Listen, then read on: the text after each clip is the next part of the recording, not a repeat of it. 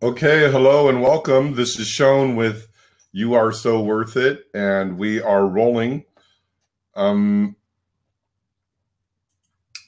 has been some challenges in the past with these particular webinars. And they haven't. You Are So Worth It, and we are rolling. So it's looking good so far. Now I have to open up the PowerPoint and we'll get started.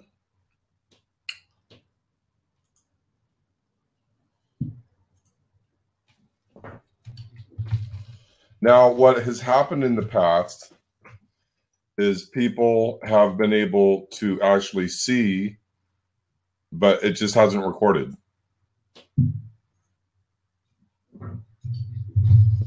Now, what has happened in the past.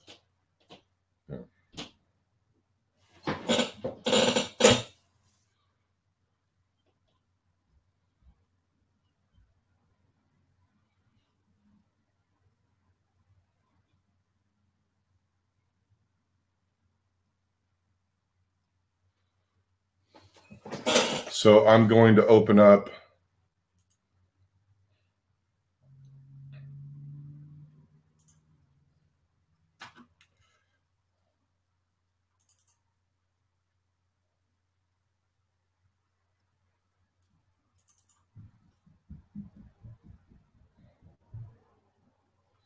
And share my screens. Let me bring this over to that screen.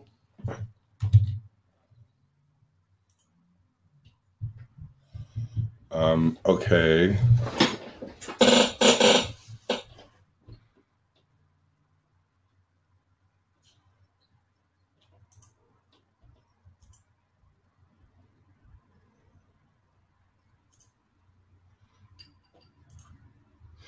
All right, so we're looking pretty good here. Now let's get back to recording. And I believe that this is actually saving this time. Not sure. I'm going to share my screen. Then we're going to jump right into this.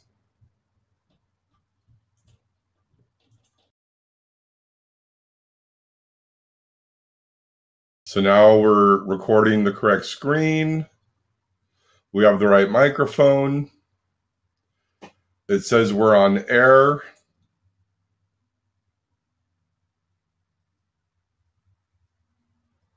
And everything seems to be in the proper mode. So we're just going to go and start. Let me get here. Okay. Hello and welcome. My name is Sean Snowday, and I am happy to be here. It is October 3rd, 2017. I was about to say my birthday date. This is my birthday today, and I'm really happy to be here with you guys and enjoying these moments with each other. And we're going to go over the Kid and Script program, and we'll be spending an hour with each other going over all of this, which after that, I do a 1-hour meditation in Carlsbad, California, down by the beach. We do have a room that all can attend. It is candlelit. It's a silent meditation. I do play some Tibetan gongs, so it's always comfortable in that sense, but it is not a guided meditation. There's no talking. So we're going to get right into this. So the goal of the Kid and Script class is to achieve the ability to live in God consciousness at will. Now, the Script and Kid workshops are about growing spiritually. We use our relationships with ourselves and with others as a catalyst and a yardstick, per se, for our spiritual development.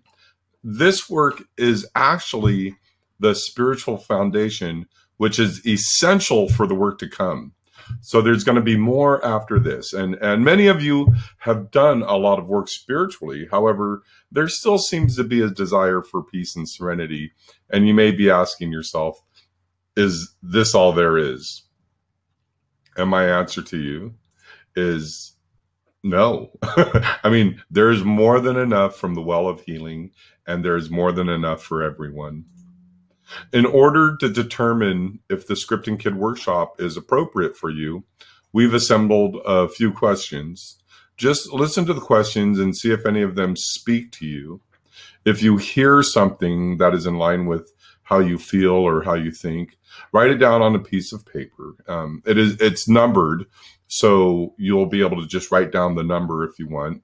If I'm going too fast, I'll repeat the number before and after the question is read.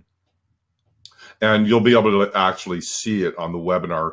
I used to do this on a teleconference. So those of you that have dialed in and you're not able to see the screen, just go ahead and write the number down if I go too fast.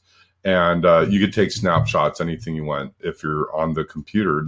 This will be, what we're about to do is we're going to go through a process that will be the baseline and actually the foundation for the workshop. And you'll want to hang on to this information for your one-on-one coaching session with me. So here are the next 20 questions. So the 20 questions that we're going to ask here are going to be questions that are in relation to your current experience in life, maybe for this year or for this day, or just how your life has been in general, okay? So we're going to go right into them. And the first one is your life full of drama? You know, is it a roller coaster? Are you happy, happy, happy, and then depressed, and then happy, happy, happy, and depressed? Are your highs really high? Or your lows really low? The second one is, and that's number one. Number two is, do you have a history of being rejected or abandoned? Now, remember, no is a response. It's not a denial, but have you been denied? Are you rejected, asked to leave, or are you with someone that you love and they abandon you? Number three is, are you a compulsive do-gooder or people pleaser? Are you always there for someone? You know, I have a saying when it comes to this one: are you a doormat or a matador? So we really want to take a look at that. That's number three. Number four is, are you a compulsive rescuer or caretaker? Are you always looking for someone that needs your help, that you can pull out of the mire, muckety muck, and help them back on their feet and release them to the flight of their spiritual experience? Now, that's okay to do that, but if you're a compulsive rescuer, always looking for the people that don't want to be rescued, we really want to take a look at that. That's number four. Number five is, are you constantly separating, like arguing and then breaking up and then getting back together and then arguing again and breaking up? Are you consistently separating and then getting back together with your significant other? That's number five. Number six is, are you always on, trying to be the center of attention? This is one I might want to take a look at. It might even be why I lead these workshops. I don't want to think that that is the reason. However, it's a possibility, and I will definitely take a look at that, because we really want to foster a community of people of healing, and this well of healing runs deep, and it's for all. And I've been drinking from it for a while, and so I'm really here humbly to be of assistance, to help others. So number six is, are you always on? Are you always the center of attention? Kind of like the class clown. Number seven is, does the same type of event happen to you over and over? Like does a group of people laugh at you, and then 6 months later, it's a different group of people, but they're all laughing at you? Or is it just whatever the miserable event is it happening over and over, but with different people in different situations? That's number seven. Number eight is isolation. Do you isolate? Are you the lone wolf? This would be, there's a difference between solace and isolation. At one time of my life, I spent a lot of time by myself, and it was very peaceful. I was very happy. I was very connected, and I had a pure heart, and I actually felt like water flowing through me. And it was very, very healing time of my life, and it was wonderful. But isolation's a little different. And we'll go into that. That's number 8. Number 9 is, do you react rather than respond? So when someone, you know, asks you a simple question, do you respond, or is there always a reaction? And we're going to look into that because it can go both ways. Sometimes a reaction is by how a person is approaching, but sometimes a reaction is reacting to a very simple, benign behavior. That's number 9. Number 10 is, are you addicted? Are you active in your addiction? The reason I'm doing this is my addiction right now could be sugar. And so I really want to take a look at that, sugar and starch and food, and are we eating, or are we doing drugs or alcohol, or even sex or shopping to mask over some type of false belief that it's a temporary fix? That's number 10, is, are we active in our addictions? Number 11 is, do you fantasize about something that will rescue, like winning the lottery, or maybe the Prince Charming will come by, or your bride will finally show up, and then you'll be happy and it's going to be wonderful. Mine is, I buy lottery tickets, and then I figure I'll only wait until it's $750 million, because obviously $749 million isn't enough to bring happiness into my life. So we're going to take a look at that. That's number 11. Number 12 is workaholic. I definitely have this one. I wake up in the morning, I start working, then I go to bed, and I'm still working even when I go to bed sometimes. But we really want to focus on, being able to relax, take a break, and go and have fun. Go to a show, go for a walk, go to the park, go play somewhere, doing something. Okay. That's number 12. Number 13 is, do you destroy relationships or career opportunities by acting out? This is a big one, because it's actually a behavior that we are not even realize. And then we can actually blame the other person. Well, that happened because of them. So we want to really go within ourselves and see, is there something within us that is creating this behavior that's destroying relationships? That's number 13. 14 is, does your voice get high and tiny? Sometimes when you talk, does it get like that? And it happens to me. And I'm not saying that when you're when you're grieving, or when you're sharing and you're just so grateful or joyful and you're overwhelmed with joy. What I'm saying is, when you're afraid of something that's going to happen, that's clearly improportional to what you're doing. And we're going to take a look at this later.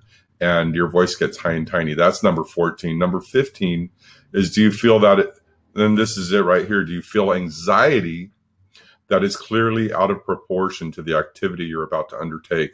Anxiety is fear of the future. Depression is fear of the past. Do you feel like in your solar plexus, or I get this pressure outside my body that something bad's about to happen, something wicked this way comes? And that's number 15. It doesn't happen as much as it used to. A lot of it has gone away from me, but I've been doing this work for a while, but it still does happen. That's number 15. Number 16 is, do you avoid relationships? And we're not saying relationships with men and women, or men and men and women. We're just saying relationships in general. Are you afraid of getting close to people? 17 is, are you afraid to make decisions? Yes, no, both. Yes. Hey, do you want to go to a movie? Yeah, well, I think I do, but I'm not sure. Maybe. But yeah, let's go ahead and not go. So this is a clear one, and it's very frustrating for some people that are on the other end of the decision to be made. But there's nothing wrong with people that are afraid of making decisions, but we really want to start making decisions and acting and living in a God-conscious life. That's number 17. Number 18 is, do you have irrational fears? Do you believe that something may have happened in your past, but you don't have any proof of it? And like, I have a fear of heights, and that could be deemed irrational to some people. I do not like going over a big bridge. I do not like standing at the top of a high building. I don't like going up in an elevator in a 100-story building. That's an irrational fear, maybe, and I do definitely have that.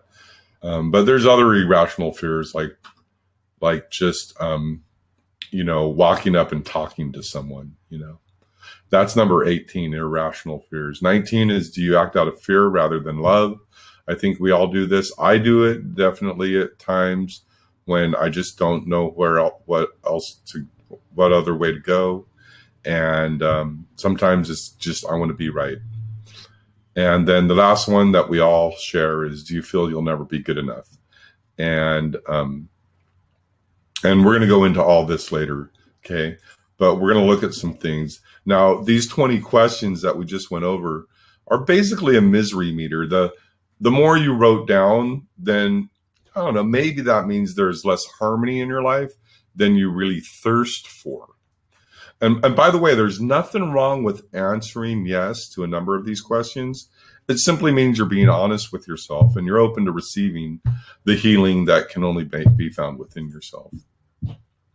Now, if you've answered a strong yes to any of these questions, then the Scripting Kid workshop may benefit you.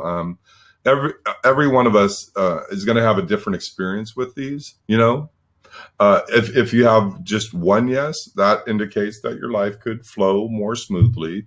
And if you've answered yes to 2 or more, we definitely have some information that we think will actually improve the quality of your life. In this workshop, we'll explain the dynamics that lead to all the yeses and provide steps that empower us to replace them with no's. This is the work that will actually set you free. So you can be with the people you love, sleep at night, and have peace of mind. So now we're going to take a look at script. And in these workshops, we use the term script to refer to the stories that we tell ourselves about the underlying false beliefs we have about ourselves and this world. Now, these beliefs are the driving forces behind all the miserable events in our lives. Every intolerable scene we have been involved in was caused by our own fear. So we have actually created intolerable scenes. Now, there may be some very horrible experiences some people have had in their past. We are not saying these experiences are your fault. We're saying that there are beliefs that are driving forces behind miserable events in our lives. If you have been in therapy and are with a doctor about some extremely painful, horrible experiences that you have, this work may not be for you.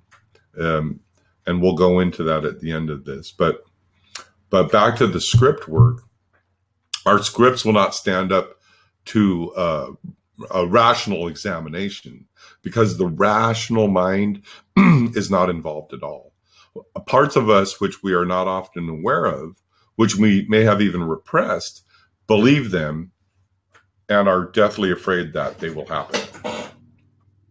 Again, pull out your paper and pencil and make sure you take notes throughout all this, and especially as I speak about these and the spiritual axioms we're coming up to. You're definitely going to want to take notes on these.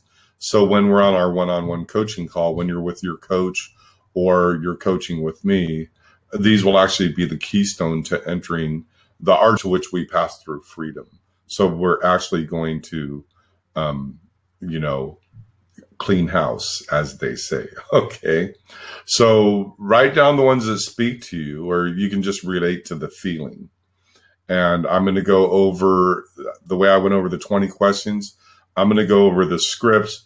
And for simplification and time limitation reasons, I've placed them in an ABC order so you can simply write down the letter rather than trying to write down the complete sentence.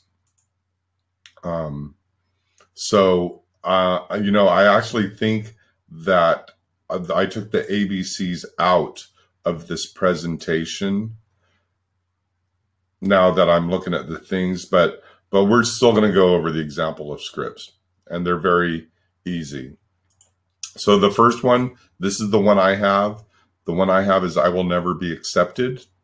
And this is I go places and I have a behavior that is supposed to make people accept me, and they don't. The next one is I will always be betrayed by those I trust. These are the people that that always find people that they trust, and that person just lets them down. Maybe maybe they steal from them, or they tell them a secret and they go and tell everyone else. There's betrayal is the underlying thing, and the trust is betrayed. Okay. The next one is I will never get it right.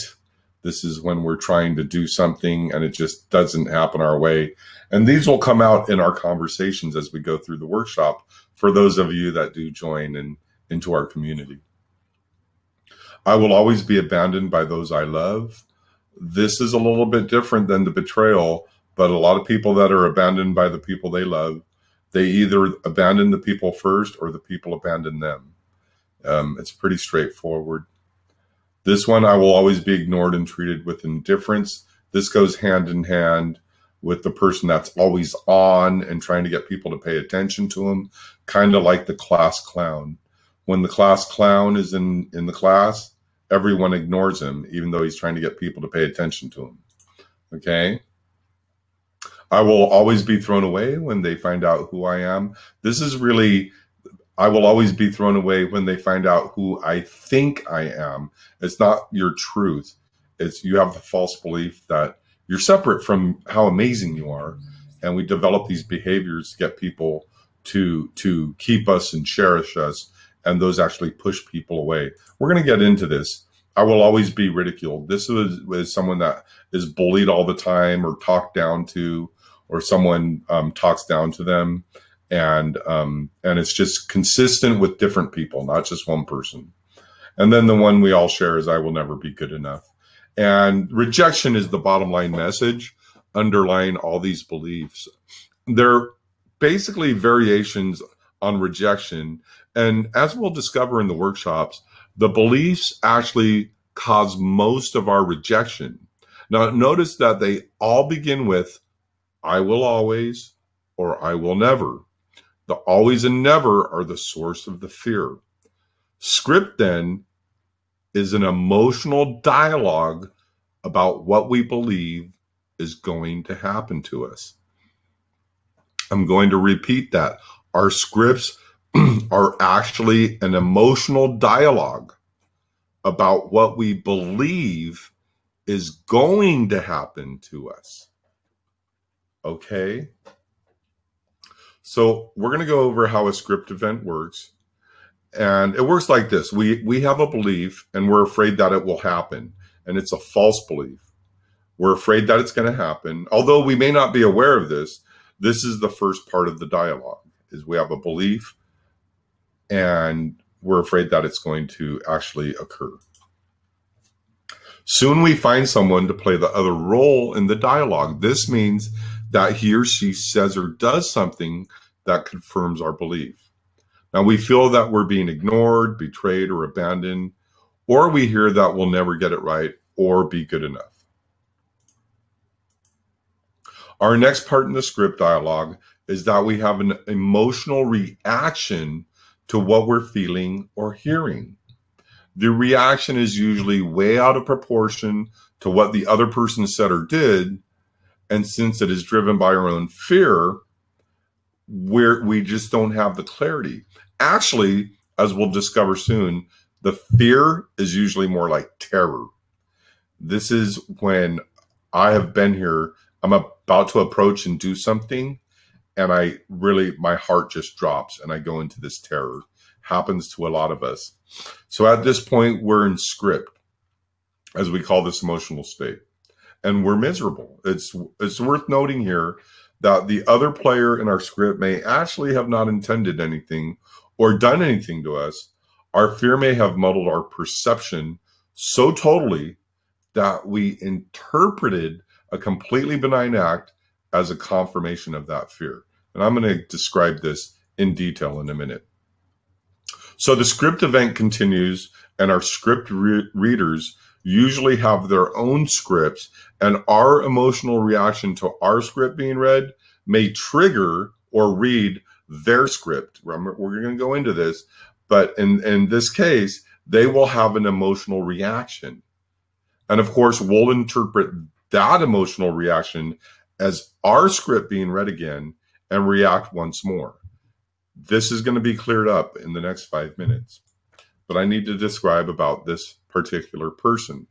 We refer to this person that reads our script as our needles. So I want you to write that down. We'll be talking about them in the workshop, and we'll be talking about them a lot, and they're people closest to you. Now, we've referred to them as needles since they seem to needle us into the emotional reaction. They're the ones that push our buttons.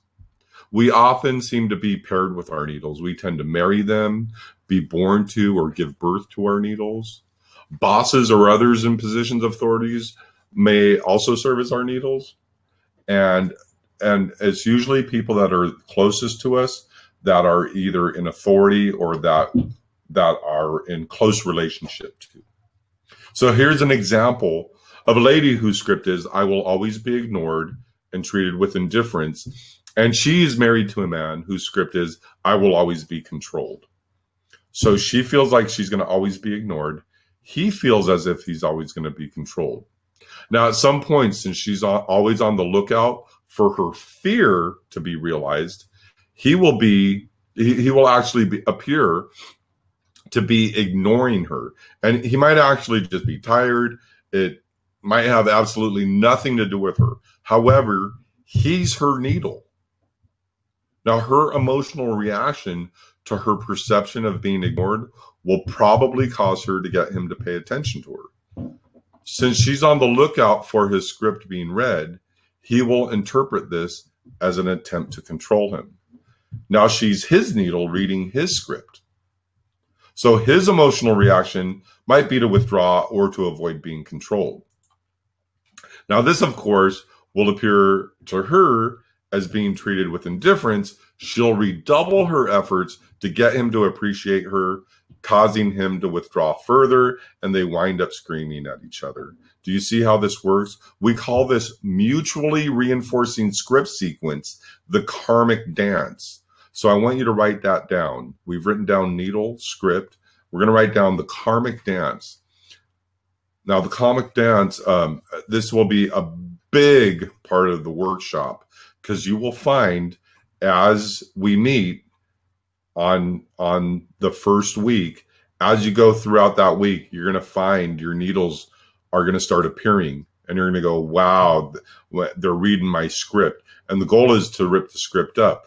But then you're going to start seeing, oh, they may or may not have this other script, and you'll see yourself in this karmic dance. And this cycle will actually be repeated over and over again until you just become so miserable that you separate or shut down completely. Okay. Now, before I can explain the underlying causes of script, I need to introduce the spiritual axioms upon which all of this work is based. Okay. So first of all, I'm going to use the word God, and I just want you to not attach that word to anything in your past. If you have any, if it has a bad connotation or leaves a bad taste in your mouth, I don't want you to have any concern with the word. The reason is sometimes individuals, like I said, they have like a negative reaction to the word. However, I want you to know that all the word God means in this work is consciousness. And I like to use the words infinite and visible, because nobody can really describe or explain infinite or invisible. So these words are too long for me to use. So if I was to say infinite, invisible every time, then the workshop would take 6 months, and it's only 2 months. So I'm going to use the word God, okay?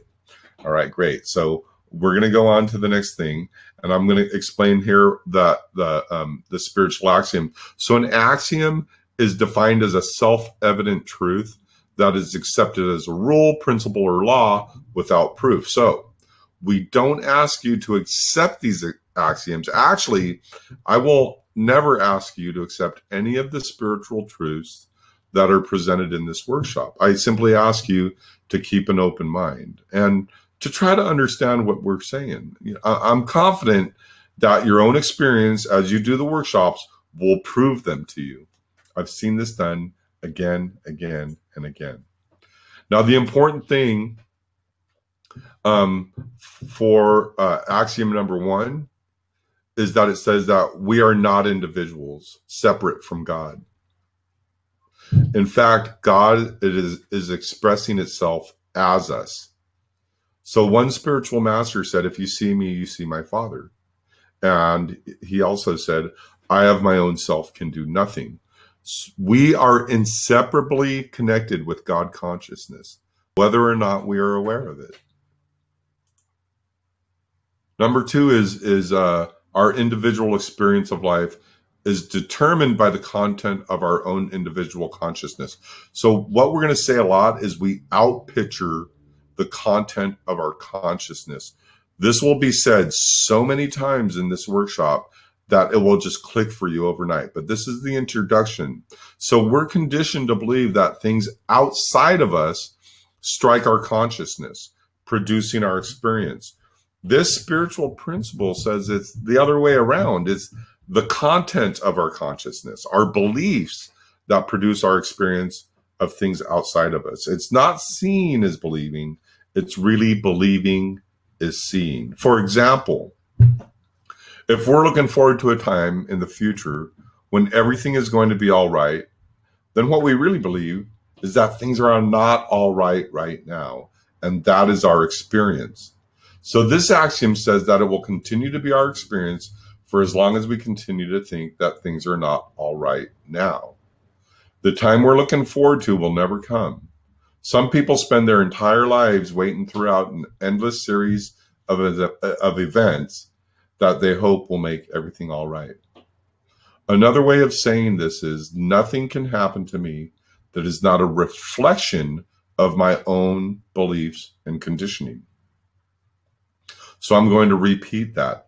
Nothing can happen to me that is not a reflection of my own beliefs and conditioning. This principle will come up over and over again during our workshop. So you don't have to accept it right now. Just let it in. Okay? We outpicture the content of our consciousness. This will help us begin to realize the extent to which we're causing our own experiences. Number 3 is the only God there is in our individual human experience is the amount of God consciousness we are aware of individually. So there is an equal, infinite amount of God available to everyone, always. There's a saying, the rain falls equally on the just and the unjust. Yet some people's lives are filled with joy while others are miserable. So we want to take a look at that. Why is that so? Now, to the extent that we individually have been able to open our consciousness to an awareness of the presence of God, we experience grace in our lives. Now, to the extent that our individual consciousness is closed to God, we experience life as humans who appear to be isolated from God, even though we're not isolated. As humans, we experience all the dualism, the good and the evil, the right and the wrong, as well as the misery and suffering. One of the things I like to say is, God multiplies, God does not divide. And of course, number 4 is the first law of motion in the material world, and that's the law of physics. This reflects a similar law in consciousness. Other ways of saying it are, what you put out spiritually or mentally, as well as physically, is what you get back. Or maybe as you sow, so shall you reap. It's the same thing as karma. One significant point of this axiom is that what we resist persists. Okay, another way of looking at it is what we fight, we give energy to. So if you're depressed and you're thinking, well, I should just not be depressed. Well, that's actually depressing. I've been there. And this is why Jesus said to put up your swords and forgive 70 times 7. The number 7 in the Bible means completion. So he was not saying forgive your enemy. He was saying forgive your enemy. So we're going to go over the questions at the end here, and you should be posting them in the Facebook group. I see people doing that. Now here, we're going to go over the axioms again, right? And remember, the wife believes that she will always be ignored or treated with indifference. But we're going to go over this whole program looking at the axioms. Now, remember, the wife believes that she will always be ignored or treated with indifference. Because she believes it, it becomes her experience. So that's the second axiom. She outpictures the content of her consciousness. Now, since her experience must reflect the content of her consciousness, many of the people in her life will appear to be consistent with her script. She will actually attract the people who will read her script and make it come true. Her husband is one of the people she attracted. And even if he doesn't think he's ignoring her or treating her with indifference, she will interpret his behavior in that way because that is what she's looking for. She's expecting it. She fears it's going to happen, and she believes it is. Now, this interpretation of this benign behavior as her script being read is an example of what we call reading our own script. You can see how this happens. If a person comes into a room full of people and says something, I don't know, says something crude, everyone in the room will have a different reaction. Some will laugh, some will cringe, and the ones with scripts which say something like, I don't know, I will always be disrespected, they will get a script read. Okay, so back to the script scenario. The man's script is that he will always be controlled. So the second axiom says that his life must express that belief. He outpictures the content of his consciousness, and he will attract people who will appear to be trying to control him, including his wife. And he will interpret lots of her benign behaviors, lots of her loving and kind and nurturing behaviors as attempts to control him. This is what he believes, and he fears of it being manifested, and therefore it is. So, of course, he thinks her attempt to get some recognition from him is an attempt to control him.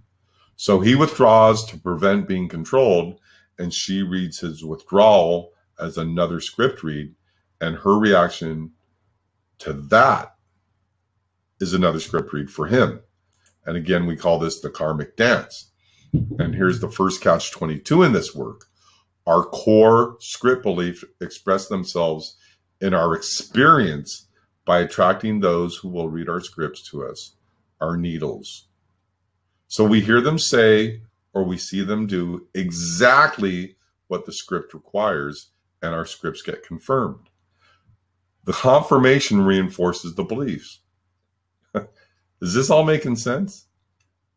Now, because the beliefs have been reinforced, we now have a stronger belief in them, and the manifestation multiplies in our lives. We then will attract more and more needles to read to us. Next, we read our script to ourselves even more vigorously. I'm not good enough. No one loves me. Telling ourselves that over and over again. Repeating to ourselves that others are reading our script regardless of their actual intent. There's no way out of this cycle as long as we're unaware of it. Our lives will continue to be controlled by our scripts until we can see that we are causing them, that we have a belief which is responsible for the script events.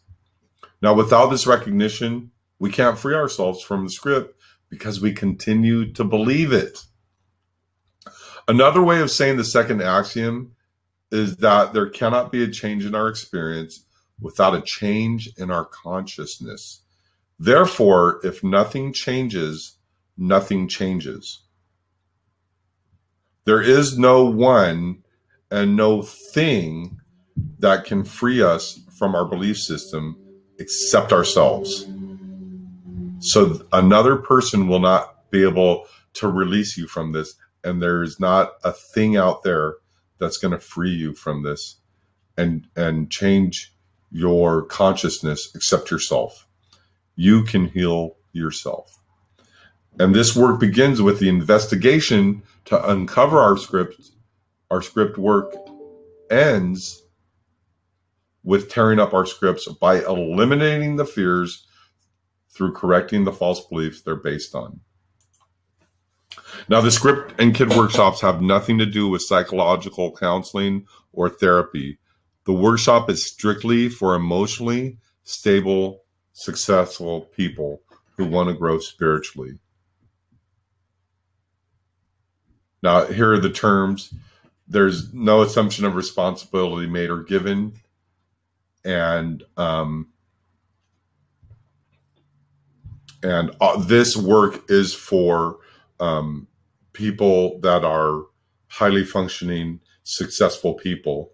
If you are currently in therapy with a psychiatrist, a psychologist, or with some type of doctor or on any type of medication, you're definitely going to want to need to talk with them before you go through this work. Again, this workshop is strictly for emotionally stable, successful people who want to grow spiritually. And remember, we use our human relationships as yardsticks to measure our current spiritual state and get to work on ourselves spiritually by working on our relationships. Again, my name is Shone. I want to welcome you to You Are So Worth It. It's a community of men and women who share their experiences with each other so they can get to a higher state of awareness, of consciousness, and live a more loving, kind, patient, and tolerant life and experience more joy on a day-by-day basis. I'll talk to you soon.